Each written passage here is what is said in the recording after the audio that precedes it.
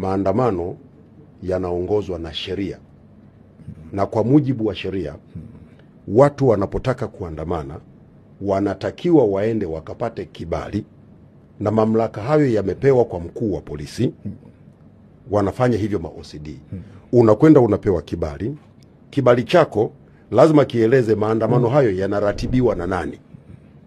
Hicho kilichotokea tarehe 29 kiliratibiwa na nani? Maandamano hayo ni lazima yaseme yataanzia wapi, yataishia wapi. Kulikuwa kuna hizo taarifa. Maandamano hayo lazima yaseme wanaotaka kufanya maandamano wana ujumbe gani,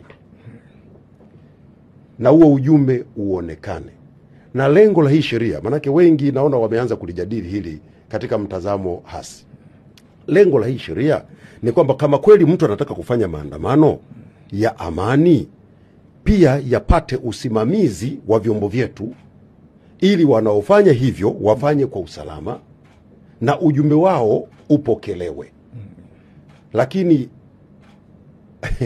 ni maandamano gani ambayo watu wanakusanyika, wanaanza kuvamia maduka ya watu, wanaanza kuchoma miundombinu, wanaanza kulipua vituo vya mafuta, wanalipua vituo vya polisi, na unajua kule kuna silaha, wanashambulia askari, wanakwenda kuharibu biashara za watu, wanafunga njia kwa matairi. Na sasa ndio maana nikasema Odemba, ningetamani sana tusiingie sana kwenye hii mijadala, kwa sababu tayari tuna tume ambayo inachunguza.